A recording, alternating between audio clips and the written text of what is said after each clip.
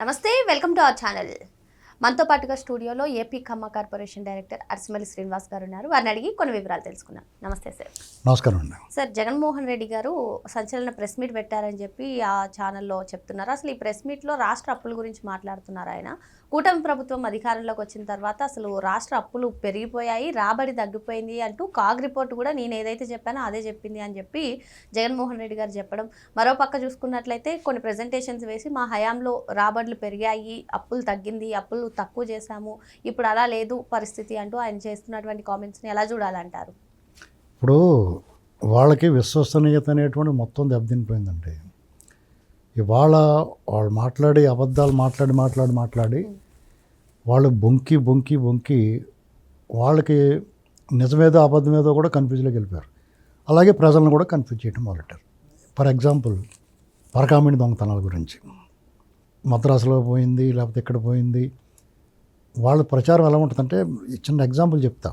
దుర్గ గుడిలో మొన్న ఒక భక్తురాలు బంగారు బ్యాగ్ పోయింది, నగలున్న బ్యాగ్ పోయింది.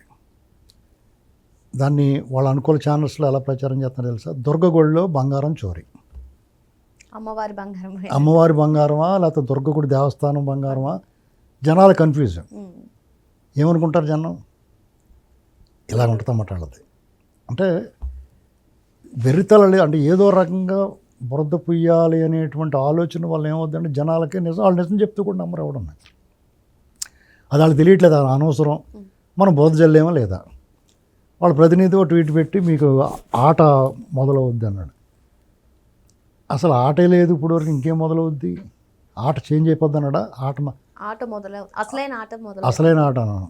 అసలు ఏ ఆట ఆడగలుగుతాడు అతను? ఏ ఆట రాదు అతనికి. ఇంట్లో తొంగమంటే మాత్రం పడుకుంటాడు తన్ని పెట్టుకుని, అప్పుడప్పుడు వచ్చి రికార్డెడ్ ప్రెస్ మీట్ మాట్లాడతాడు. అందులోనూ జగన్మోహన్ రెడ్డి మాట్లాడిన తర్వాత ఆట మొదలవుద్దంటే అది చాలా హాస్యాస్పదం, జోక్, పెద్ద జోకు. ఆల్రెడీ అతను ఆట ముగించి రిటైర్డ్ హర్ట్ అతను ఇంటికి పంపించారు. అతను రాజకీయాల్లో ఇంకా భవిష్యత్తు ఉన్న, అతను అవివేకం వల్ల, చేతకాని దద్దమ్మతనం వల్ల, దొంగతనాలకు అలవాటు పడడం వల్ల, అవినీతి అక్రమాల వల్ల అతను ఆట నుంచి తొలగించబడ్డాడు. కాబట్టి అతనికి ఆడే అర్హత లేదు, ఆట ఆడలేడు. అతని మీద ఆశ పెట్టుకుని మావాడు ఆడతాడు, మావాడొత్తే ఆట మారిపోద్ది, మావాడొత్తే ఇది వస్తే 2.0 ఇలాంటి పనికి మాటలు మాట్లాడుకుంటే మీరు అబాస్ ఫాలో అవుతారు. ఎందుకంటే అతను నమ్ముకున్నవాడు అందరూ కూడా కుక్క తోకన్న పట్టుకుని గోదావరి ఇదినట్టే. ఇక్కడ పెంచలే అన్నవాడి గురించి దొంగతనం పట్టుకున్నారు, దాని గురించి కరుణాకర్ రెడ్డి మాట్లాడతారు. అతను ఆల్రెడీ అరెస్ట్ చేశారు, కేసు పెట్టారు. అతను ఓ 3-4 లక్షల అంచం తీసుకుని 2003లో ఈ కరుణాకర్ రెడ్డి నియమించాడు అతను కాంట్రాక్ట్ ఉద్యోగంగా. ఇతను హయాంలో పరకామణిలో దూరిపెట్టాడు. అతను చెప్పాడు కదా, నా మనుషులు 2000 మంది ఉన్నారు, ఖచ్చితంగా జరుగుతూ ఉంటాయి ఇవన్నీ. ఆ పని మీద ఉన్నారు, ఏరీ పని మీద ఉన్నారు. వాళ్ళందరూ ఆ వైట్ డ్రెస్సుల్లో నామాలు పెట్టుకుని వాళ్ళలో కలిసిపోయి దొంగలు అందరూ ఉన్నారు. వాళ్ళందరినీ ఏరటం సామాన్యమైన విషయమా? ఏదన్నా మారుద్దామండోడికి కులమో మతమో కార్డులు ఇవన్నీ తీస్తారు. చాలా జాగ్రత్తగా ఏరుతున్నారు. ముళ్ళ కంచె మీద చిక్కుకున్న పంచిలాంటి పరిస్థితి ఆంధ్రప్రదేశ్ ప్రభుత్వం పరిస్థితి. ఇప్పుడు చాలా జాగ్రత్తగా తీయాలి, పంచి చిరిగిపోకూడదు, ముళ్ళు విరగకూడదు. అంత కఠినంగా ఉంది వ్యవహారం, కష్టంగా ఉంది వ్యవహారం.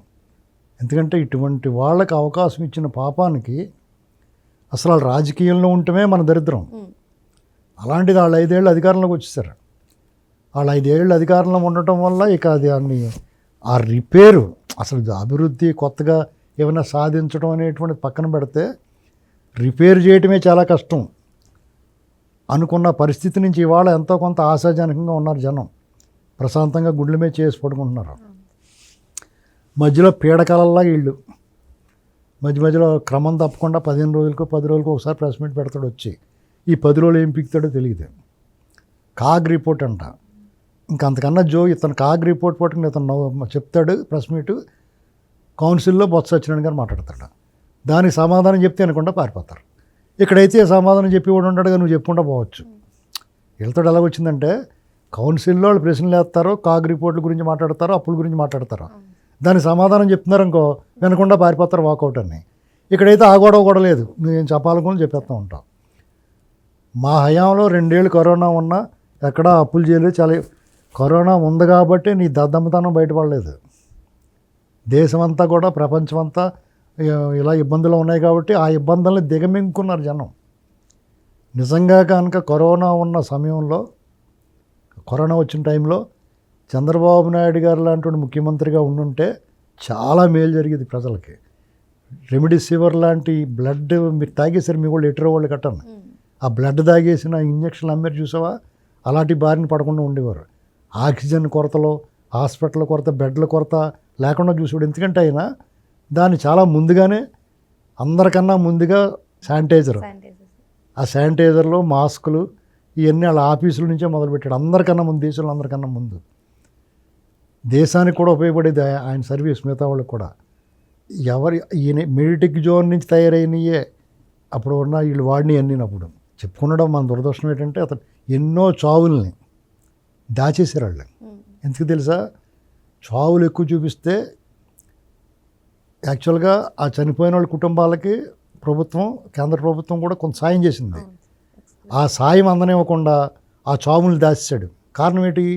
తన హయాంలో కరోనా వల్ల చావులు ఎక్కువ చూపించకుండా దాన్ని కప్పెట్టేశాడు. అంత దారుణం అండి అది. మహాపాపం చేశాడు. పాపండి అతను, మహాపాపి. దైవద్రోహం చేశాడు, దైవదోషం చేయించాడు. ఇవాళ సిగ్గు లేకుండా అక్కడ బంగారం పోయింది, ఇక్కడ ఖచ్చితంగా పట్టుకున్నారు. ఎవరిని విడిచిపెట్టరు. వాళ్ళందరూ కూడా చివరికి మీరు పురమాయించిన వాళ్ళు, మీ మనుషులు, మీ అనుచరులు అని తేలుతుంది. పెంచలే అన్నవాడు ఓపెన్గా చెప్పాడు, 3 లక్షలు 4 లక్షలు ఇచ్చి వచ్చాను కరుణాకర్. ఇది చాలా మీకు చెప్పు తీసుకొట్టినట్టు ఉంది. అయినా సిగ్గు లేకుండా మీరు మాట్లాడతారు. ఆట మారిపోద్ది, ఇది మారిపోద్ది అని. మీరు ఒకవేళ అలాంటి నింద వేయదలుచుకున్నా వేసినా చంద్రబాబు నాయుడు గారు కానీ, నాయుడు గారు కానీ భక్తు హిందువులు, దేవుడి పట్ల పాపభీతి ఉన్నవాళ్ళు, భక్తి ఉన్నవాళ్ళు, భయం ఉన్నవాళ్ళు. మీలాగా బరిదెగించిన వాళ్ళు కాదు వాళ్ళు. వాళ్ళ వల్ల పొరపాట్లు జరగచ్చేమో కానీ తప్పులు చేయరు వాళ్ళు. మీరు తెలిసి, పొరపాటు అంటే తెలియ జరిగింది, తప్పు అంటే తెలిసి చేసింది. మీరు తప్పు కన్నా మించిన మహాపాపం చేశారు. మీరు సమర్థించుకుంటానికి ఏమీ లేదు. అంటే ఇప్పుడు ఈ పరకాం అనే అంశం గురించి జగన్మోహన్ రెడ్డి గారు కూడా ప్రెస్ మీట్లో మాట్లాడే అవకాశం ఉంది. మాట్లాడతాడా? ఎందుకు మాట్లాడ్డా? ఇప్పుడు ఇక్కడ మీకు ఏమవుద్దంటే వాళ్ళకి ఎంతసేపు ఏదో ఒకటి. ఇప్పుడు వివేకానంద రెడ్డి గారు మర్డర్ కేసు ఉంది, సుప్రీంకోర్టులోంచి ఆదేశాలు వచ్చినాయి, ఇంకా వేరే దర్యాప్తు చేయాల్సిన అవసరం లేదు అన్నారు. ఈ కొత్త పాత్రలు ఏమి లేవన్నారని చెప్పేసి సాక్షులు వేశారు. అంటే పచ్చి అబద్ధం అది. కొత్త పాత్రలు అంటే నువ్వు ఆల్రెడీ ఇన్వాల్వ్ అయి ఉన్నావు కదా. కొత్త పాత్రలు ఏంటి? మీరు ఆల్రెడీ మీ ఇంటి ఫోన్లు గట్ట వచ్చినాయి, ఆ ఫోన్ టైమింగ్స్ ఇవన్నీ. అంటే మీరు గుమ్మడికి వెళ్దాం కంటే భోజనం తడుకుంటున్నారు. మీరు ప్రజల దృష్టిలో మీరే దోషులు. ఈ న్యాయస్థానాలు మిమ్మల్ని శిక్షించకపోయినా ప్రజలు మిమ్మల్ని ఆల్రెడీ మీకు ఒళ్ళు కొవ్వెక్కిపోయి తెలియట్లేదు కానీ ప్రజలు ఆల్రెడీ మిమ్మల్ని శిక్షించారు. రేపు పులివెందుల సీటు కూడా పోదు మీకు. ఆవిడ సునీత గారు న్యాయం జరగకపోతే ఆ పాపం శాపంలాగా వెంటాడద్దు మిమ్మల్ని. ఎందుకంటే తండ్రి లాంటి మీ చిన్న బాబాయిని ముక్కల కింద నరికేసి ఈ కన్ను ఆ కన్ను పొడుచుకుంటుందా, పసిబిడ్డ, ఇలాంటి మాటలు మాట్లాడావు. ఇన్ని పాపాలు చేసి, ఘోరాలు చేసి, నేరాలు చేసి, వ్యవస్థీకృత నేరాలు చేసాడు ఇతను.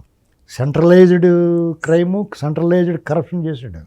రాష్ట్రాన్ని విధ్వంసం చేశాడు, పూల్చేవాడిగా మిగిలాడు. కాబట్టి ప్రజలందరి దృష్టిలో నువ్వు మహా నేరం చేసిన, మహాపాతకం చేసినట్టు మిగిలావు. దైవద్రోహం చేసావు, ప్రజాద్రోహం చేసావు. నీకు నిష్కృతి లేదు. కాబట్టి ఊరికే ప్రెస్ మీట్లు పెట్టుకోవడం, నీ గోడ తిరిగి, నీ తోకూపకుండా తిరిగి వాళ్ళు ట్వీట్లు పెట్టడం, నీ బ్యాచ్ అంతా అరుచుకుంటారు. ఏమవుద్ది? We don't care. మరో అంశంతో మళ్ళీ కలుద్దాం. Thank you sir.